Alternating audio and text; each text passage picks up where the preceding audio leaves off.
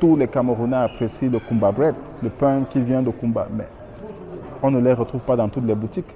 Comment faire pour les retrouver dans toutes les boutiques? Il faut de la production industrielle. Il faut faire de la patate à l'échelle industrielle, faire de la farine à l'échelle industrielle et faire en sorte que nos boulangeries puissent adopter ce pain-là, par exemple, parce qu'on n'est pas obligé de manger la baguette française.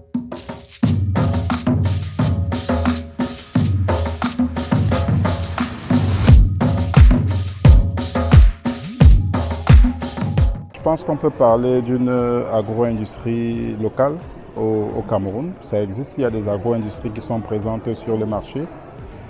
Mais je pense qu'il faut surtout relever le fait qu'il y a un manque d'intégration entre les différents maillons des chaînes de valeur. La plupart des industries agroalimentaires, ils importent de la matière première. Au niveau des intrants, on n'a pas véritablement d'usine qui fabrique des engrais, donc on importe également ces intrants-là. On n'a pas véritablement des plantations irriguées, en dehors de certaines plantations commerciales qui sont très rares. C'est une agro-industrie qui n'est pas alignée sur les besoins de consommation locale.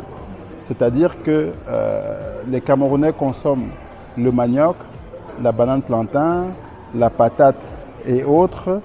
On n'a pas de plantation industrielle de ces cultures-là et on n'a pas une transformation de ces produits locaux.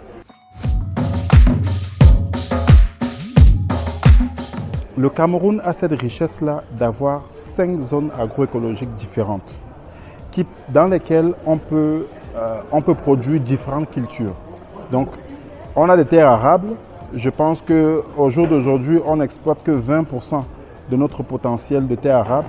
Ça veut dire que nous avons des superficies des terres qui sont disponibles. Nous avons des zones agroécologiques différentes qui nous permettent de nous positionner sur différentes cultures. Ça veut dire en fait que si on arrive à développer des chaînes de valeur différentes dans ces zones agroécologiques, on pourrait s'adresser à des pays étrangers qui consomment des cultures qui correspondent à ces zones agroécologiques-là.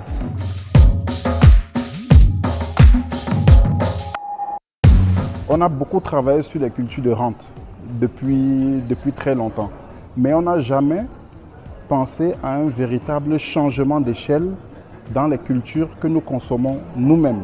Voilà. Il faut qu'on arrive à une situation où on change l'échelle de production de la banane plantain, du manioc, de l'ananas pour consommer des jus par exemple, qui sont des produits de substitution à tout ce qui est importé.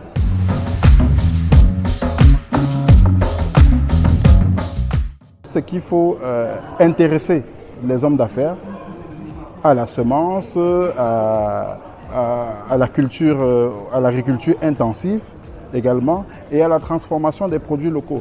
Et pour ça, je pense qu'il faut un cadre législatif qui soit incitatif, qui permette aux uns aux autres de pouvoir investir dans la production locale.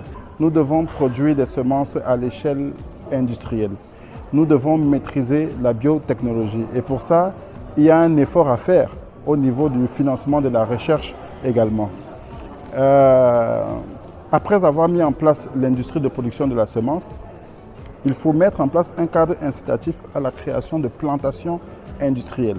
Et ces plantations industrielles-là doivent produire des cultures qui peuvent être transformées localement. On doit d'abord satisfaire les besoins de la consommation locale, mais ensuite, on doit pouvoir satisfaire les besoins de l'industrie agroalimentaire pour arriver à faire ce qu'on appelle de l'import-substitution, c'est-à-dire pouvoir faire de la farine à partir de la banane plantain, à partir de la patate, à partir de l'igname. Je pense qu'il faut définir un horizon pour dire par exemple que dans 4 ans, exactement dans 4 ans, il faudra incorporer au moins 20% de farine locale, que ce soit dans la boulangerie, dans la biscuiterie, dans la fabrication de farine infantile pour les bébés. Il faudrait faire cette incorporation-là. Et à partir de ce moment-là, ceux qui se lancent dans les plantations ont la garantie qu'ils vont avoir un client, qui est l'usine.